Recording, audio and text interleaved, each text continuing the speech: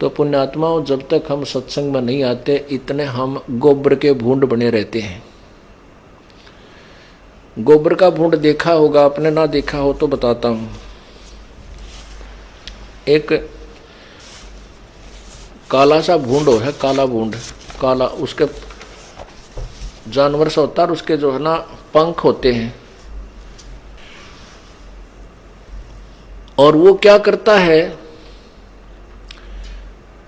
जैसे खेतों में हमने विशेषकर देखा, क्योंकि दास का जन्म किसान परिवार में हुआ, तो वहां खेतों में हमने क्या देखा, जैसे पशु कहीं चारा चरते चरते घूमते फिरते चौथ कर देते, अपना गोबर कर डाल देते थे, टट्टी कर देते थे, तो वो गोबर वहां पड़ा रह जाता था रात में।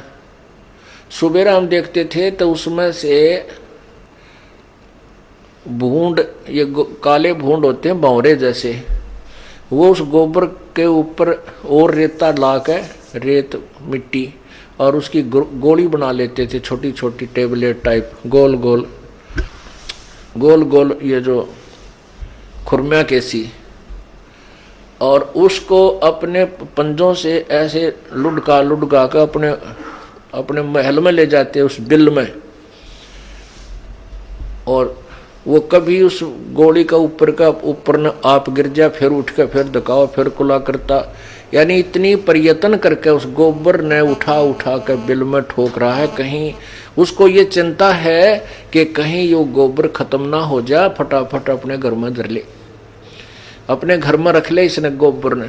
तो ये जो आज माया पुजारी जीव हैं, जो धन इकट्ठा कर करके बैंक में धरे हैं, कि तो और सोना खरीद लिया, कि तो शेर खरीद लिए, भगवान भजना छोड़ दिया, फिर वह गोबर के भूंड बनाए जाते हैं, वो भूंड बनाए जाते हैं और वो गोबर इकट्ठा करके ले, उनकी वृत्ति वही रहती है, लूट ले फटाफट कर दे, गोबर कम हो जाए, और उसको न भर ले अपने घर में। फिर क्या होता है कि कई एक तो हमने देखा, वो ऐसे ऊपर तले गिरते उड़ते, उस इतनी बड्डी को छोटा बनाओ, कौन बेईमान होया करें, अच्छा बड्डा गोला बनाकर उसमें धोखाएं ले जा, कभी ऊपर के गिर, और पशु के पैर के नीचे रस्ते ही माकर मर जाते हैं। अब वो गोबर वहां से ढो रहा था, वहां इकट्ठा कर दिया, वो ना उसका काम आया और वो मर गया बीच में। पुण्यात्मा एक उदाहरण है जो हमें अपने हृदय में समाना चाहिए, और इसी से हमें लाभ होता है। भले ये एग्जाम्पल्स हैं, परंतु हमारे लिए बहुत काम की चीज हैं। इस अज्ञान अंधेरे को हटाने के लिए ये बहुत काम आवेंगे। एक भंवरा था, भंवरा प्रतिदिन बाग में जाता था, महक आनंद लेता था। उसने एक दिन देखा कि एक आपका सजातीय भाई अज्ञानतावश देखिया इस गंदे गोबर को, इस गंदगी को के अंदर, और इसमें लटपट हो रहा है, इसने उठा उठा के इधर जमा कर रहा है, और इसको समझा दूं, इसको बता दूं कि चल बाग में बहुत अच्छी जगह है, वहाँ बड़े सुंदर सुंदर फूल हैं, बड़ी महक है, और वहाँ खाने के लिए भी कोमल कोमल पत्ते, फूलों की पंखुड़ियाँ हैं, वहाँ कोई दिक्कत नहीं है।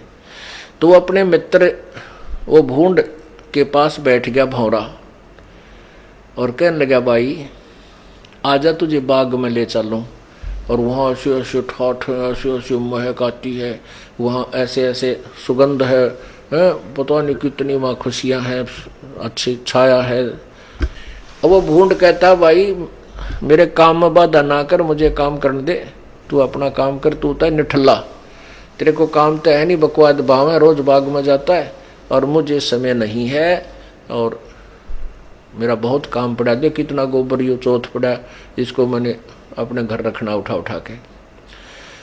अब उसने एक दिन कहा, 2 दिन कहा, 3 दिन कहा, वो भूंड नाराज तो होया को नहीं, क्योंकि मित्र था, कहने लगा, भाई मेरे पास समय नहीं है। लेकिन उसको कुछ दिनों के बाद उसके अंदर से जो भंवरा बाग से आता भी, उससे मिलता, जाता भी मिलता। जब वो वापस आता तो उसके अंदर से बहुत सुंदर महक आती उस भूंड ने। तो कुछ देर वो बैठने लग गया छोड़ के उस गोबर की डली ने, और फिर ये कह देता, भाई समय नहीं है, बात है तेरी ठीक है। कहने का भाव ये है कि एक दिन उसने स्वीकृति दे दी, चल भाई तू रोज कहता है तो आज तेरे बाग ने भी देखा हूं, बगीची ने। उस भूंड ने कहा, बौरे ने कहा, भाई तेरे काम ने मैं करवा दूंगा बाद में आके न, यदि कोई काम में तेरे को दिक्कत आती है, भाई कोई हानि है तो मैं पूरी करवा दूंगा, तेरी मदद करा के तेरे शेष काम ने कल मैं पूरा करवा दूंगा, तुम मेरे साथ एक बार चल पड़े। अब भूंड ने सोचा भाई ये तेरा मित्र भी है और तेरे काम की पूर्ति करवा भी देगा, क्योंकि ये झूठा आदमी नहीं है। तो उसने सोचा कि चल आज तेरा बाग ने देख का हूं, तो वहां चला गया उसने, क्योंकि अभी तक तो गंदगी में माथा मारे था। वहां जाकर देखा बगीचे में तरह तरह के सुगंधित फूल खिले हुए। अब भौरा भी अपने अलग से फूलों पर महक ले रहा है, और भूंड जाकर बैठ गया एक फूल पर। उसने तो पहली बार देखा था ये आनंद, और उस फूल पर इस ऐसा बैठ गया कि उठना जल्दी नहीं करा उसका।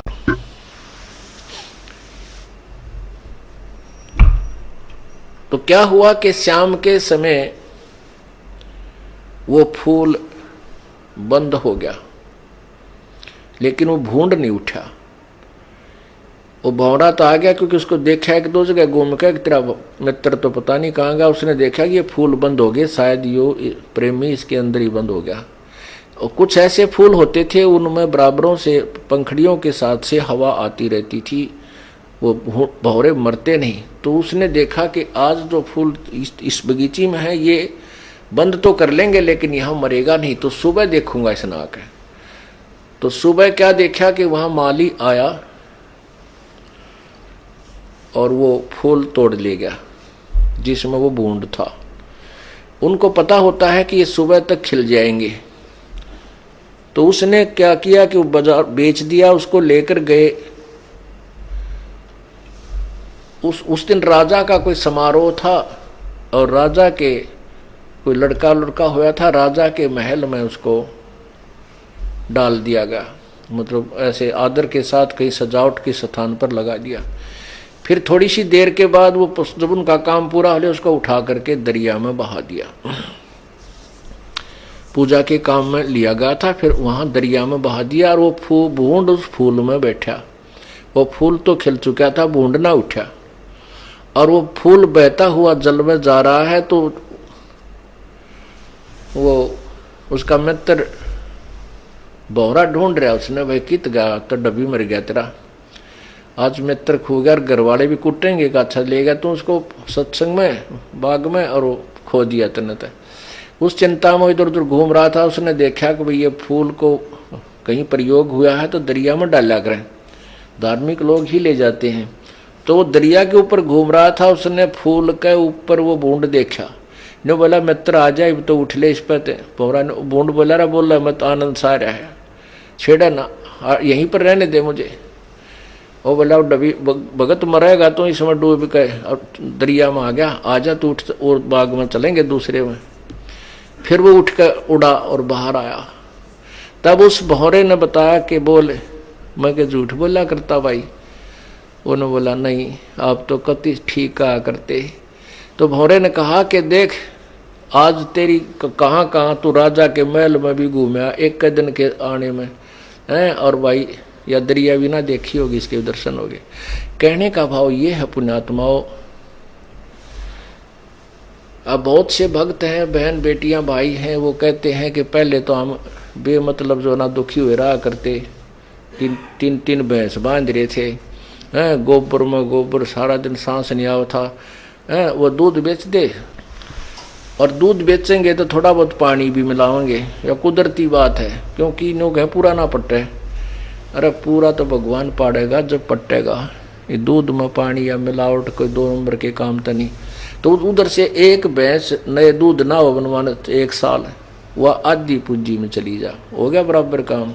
या कोई बीमार होगी या मृत्यु को प्राप्त हो जाती, फिर दूसरी जोड़ते कि इसका धन कमावांगे।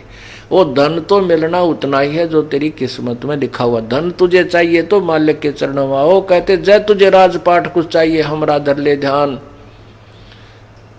तेरे को ये भी हम ही दे सकते, परमात्मा ही एक्स्ट्रा दे सकता, तेरे भाग में कोई ना। तो अब वो प्यारी आत्मा बहन भाई बेटियां, अब जब सत्संग सुन लिया, यहाँ आते हैं रह रहकर, अब नो कहो तेरा गजब हो, खाम का गठड़ी है, दुख की गठड़ बांधे फिर रहे थे, और बेमतलब परेशान हो रहे थे। बढ़िया काम चल रहा है, घर में बरकत होनी शुरू होगी, बीमारी हट गई है और ठीक भक्ति का समय भी मिल जाता है और अपना काम भी करते हैं। तो ये सत्संग एक बाग बगीचा है, और जो परमात्मा के दरबार में नहीं आते वह गोबर के भूंड हैं, वो माया जोड़न पर लगे रहते हैं।